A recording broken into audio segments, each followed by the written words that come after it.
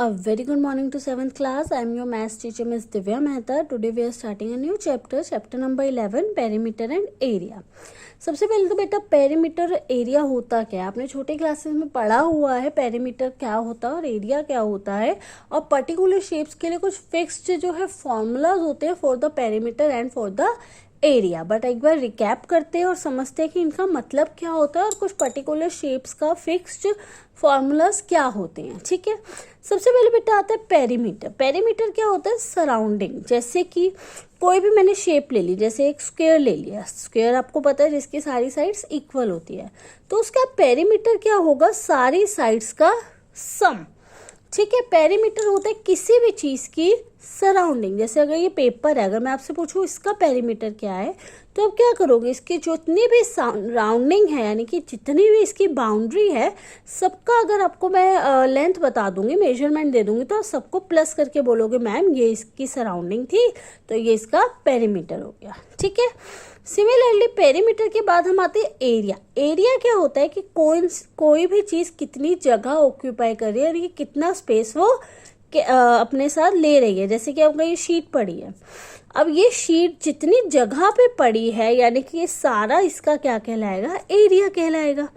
जैसे कि अगर मैंने वही स्क्वायर दोबारा लिया, तो पेरीमीटर तो इसकी बाउंड्री थी, लेकिन इसका एरिया क्या होगा? इसका पूरा का पूरा पोर्शन जितनी की ये जगह ले रहा है। तो एरिया और पेरीमीटर में डिफरेंस क्लियर हुआ। पेरीमीटर का मतलब सराउंडिंग, जितना भी उसका बॉर्डर है, और एरिया का मतलब जितनी वो जगह ऑक्यूपाई कर रहा है वो उसका एरिया हो गया।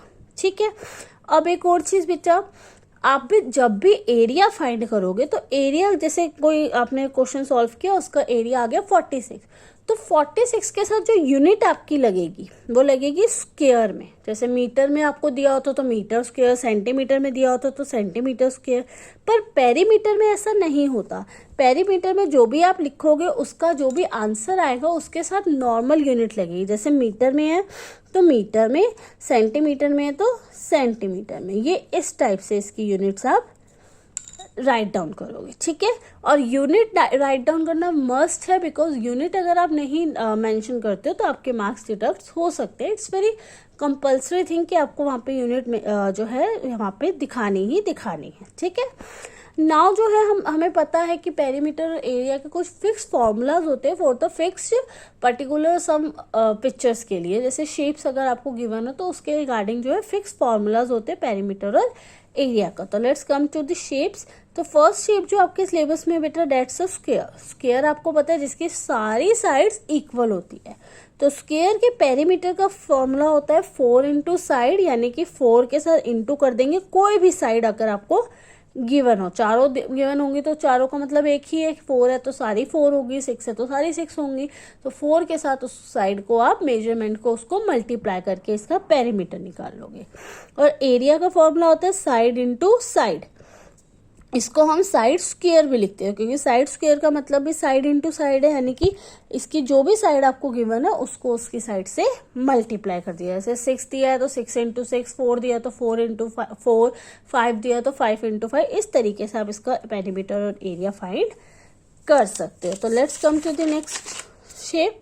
Next shape is rectangle. Rectangle आपको पता है क्या होता है? जिसकी अपोजिट साइड्स इक्वल होती है। जैसे कि ये अपोजिट साइड्स इक्वल होंगी, ये अपोजिट साइड्स इक्वल होंगी। एक हम लेंथ ले लेते हैं, एक हम ब्रेथ ले लेते हैं। आपको जरूरी नहीं है इसी शेप में, इस शेप में भी हो सकता है रेक्टेंगल। तो रेक्टेंगल का पेरीमीटर होता है बेटा 2l + b, और एरिया होता है l इंटू b। जैसे कि जो भी लेंथ दे रखी है, जो भी ब्रेथ दे रखी है, उसको प्लस किया और 2 से मल्टीप्लाई कर दिया, और एरिया का मतलब जो भी लेंथ है वो ब्रेथ के साथ मल्टीप्लाई होगी। ठीक है, इसका पेरीमीटर और एरिया क्लियर हो गया। Now parallelogram. पैरेललोग्राम क्या होता है बेटा? जिसकी अपोजिट साइड्स जो है पैरेलल होती है, यानी कि ये आगे अगर इसकी अपोजिट साइड्स बढ़ा दी जाए तो कभी भी एक दूसरे से ये मिलेंगी नहीं। ठीक है, इसका पेरीमीटर जो है कोई पर्टिकुलर फॉर्मूला नहीं होता है बेटा। इसका पेरीमीटर होता है कि जो भी साइड्स आपको गिवन साइड्स का दे रखा होगा मेजरमेंट, उनको आप प्लस कर दोगे बाउंड्री को। ठीक है, यही इसका पेरीमीटर होता है। और एरिया होता है बेटा इसका बेस इंटू हाइट। अब बेस तो देखो ये होता है जो हमारा, कोई भी बेस आप ले सकते हो। अगर ये बेस ले रही हो तो हाइट क्या होती है? ये जो इसकी एजेस है ये हाइट नहीं होती है। जो अपोजिट साइड पे जो पॉइंट है उससे जो लाइन ड्रॉ होती है वो इसकी हाइट कहलाती है। तो बेस इंटू हाइट, ठीक है। आप हाइट इस साइड से भी ले सकते हो, अगर क्वेश्चन में गिवन है तो वेल एंड गुड है, लेकिन अगर आपको अपनी तरफ से बनाना दे जाए और बोला जाए कि हाइट इतनी है तो आप कहीं से भी जो हाइट बना सकते हो, बट इसका फॉर्मूला याद रखेंगे, बेस इंटू हाइट।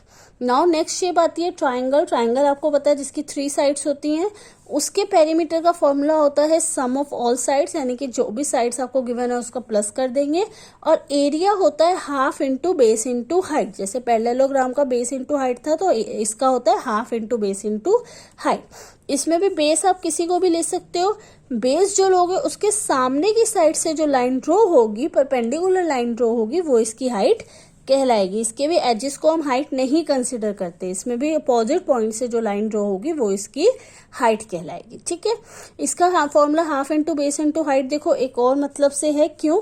क्योंकि अगर आप पैरेललोग्राम देखो और अगर इसको बीच से कट कर दो तो ये 2 ट्राइंगल्स बन जाएंगे, यानी कि इसके फॉर्मूला का हाफ हो गया, तो लर्न करना आपको इजी हो जाएगा, ठीक है। Now next come to the next shape which is circle. Circle आप सबको पता है, एक सर्कुलर शेप को हम सर्कल कहते हैं। जो बेटा सर्कल होता है, सर्कल में जो हमारी मिड पॉइंट होता है यानी कि सेंटर पॉइंट होता है, उससे कोई भी लाइन ड्रॉ हो रही हो जो हमारे सरकमफेरेंस पे जा रही हो। देखो जब हम नॉर्मल किसी शेप की बात करते हैं तो हम पेरीमीटर कहते हैं, लेकिन जब हम सर्कल की बात करते हैं तो हम उसका सरकमफेरेंस कहते हैं। इसकी बाउंड्री को सरकमफेरेंस बोला जाता है। सर्कल की सराउंडिंग को यानी कि बाउंड्री को सरकमफेरेंस बोला जाता है।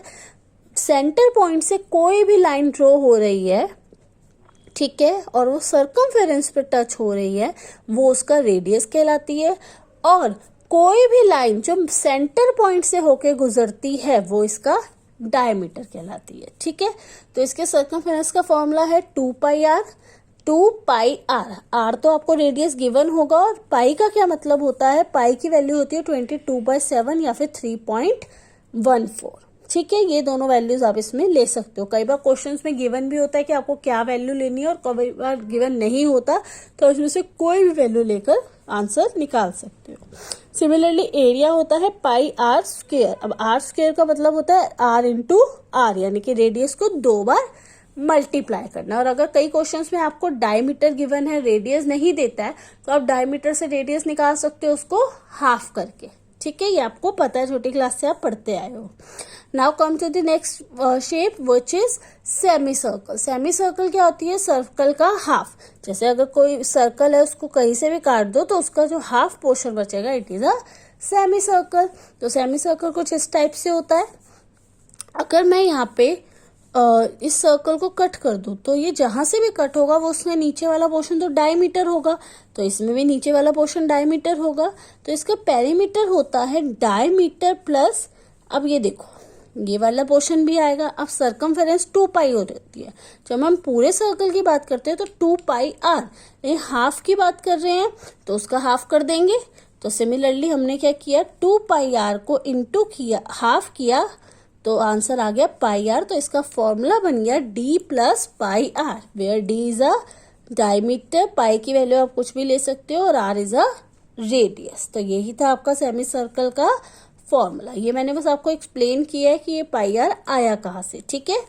नाउ आपको किस टाइप के क्वेश्चंस आएंगे उसके 2 सैंपल्स मैं आपको बता रही हूँ। एरिया ऑफ पार्ट्स, जैसे कि आपको क्या है, कोई पर्टिकुलर शेप नहीं देता है लेकिन आपको एरिया निकालने के लिए देता है किसी भी पार्ट का, तो आप कैसे फाइंड आउट करोगे। देखो जैसे आपको एक ट्राइंगल था, एक रेक्टेंगल था, बोल दिया ये पार्क है, इस पार्क के अंदर एक छोटे से ग्राउंड बना हुआ है। अब मेरे को एरिया बताओ इस फील्ड का।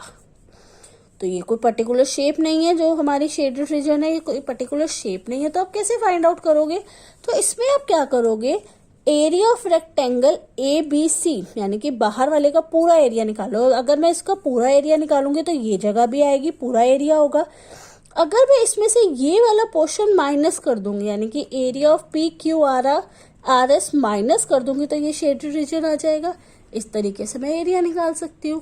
सिमिलरली अगर मैं आपको एक ऐसी शेप दे दूँ, बोलूँ सर्कल है, सर्कल के अंदर 2 स्क्वायर है और एक रेक्टेंगल है, लेकिन मेरे को एरिया निकालना है इस वाले रीजन का जो शेडेड है, तो आप कैसे निकालोगे, आप एरिया ऑफ सर्कल निकालोगे पूरा, उसमें से इस स्क्वायर का एरिया माइनस कर दोगे, इस स्क्वायर का माइनस कर दोगे, इस रेक्टेंगल का माइनस कर दोगे, तो आपका कौन सा एरिया बच जाएगा, जो शेडेड रीजन है। तो इसी हिसाब से आपको कई क्वेश्चंस आ सकते हैं जिसमें कोई भी शेडेड एरिया पूछा जाएगा।